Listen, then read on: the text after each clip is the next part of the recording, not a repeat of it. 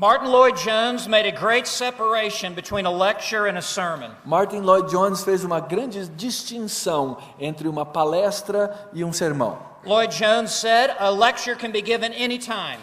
Martin Lloyd-Jones disse que uma palestra pode ser dada a qualquer momento. It can be given next week, it can be given next month. Pode ser dada na próxima semana ou no próximo mês. It can be given next semester, it can be given next year. Próximo semestre ou próximo ano. But a sermon must be given now. Mas um sermão ele tem que ser pregado There is a sense agora. of urgency about a sermon. Existe um sentido de urgência no sermão. It must be brought to the people with a sense of desperation. Ele tem que ser trazido ao povo de Deus com um sentido de desespero. Richard Baxter said we must preach as a dying man to dying men as never to preach again. Nós precisamos pregar, segundo disse Richard Baxter, como um homem morrendo para um povo morrendo que nunca mais vai ouvir.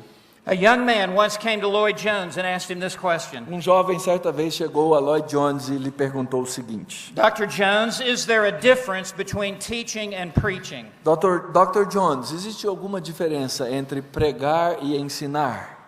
Lloyd-Jones looked at the young man Lloyd-Jones olhou para aquele jovem and said, young man, for you to ask me this question. e disse: meu jovem, uma vez que você está fazendo essa pergunta, Is there a difference between teaching and preaching? se existe diferença entre ensino e pregação, Then you have obviously never heard preaching. obviamente eu concluo que você nunca ouviu um sermão. Because if you have heard preaching, you would never ask me the difference. Porque se você tivesse ouvido uma verdadeira pregação, você nunca teria me feito essa pergunta. Teaching is one mind reaching another mind. O ensino é uma mente alcançando outra mente. Teaching concerns the content and sound doctrine. O ensino diz respeito ao conteúdo, à sã doutrina. All preaching must have teaching.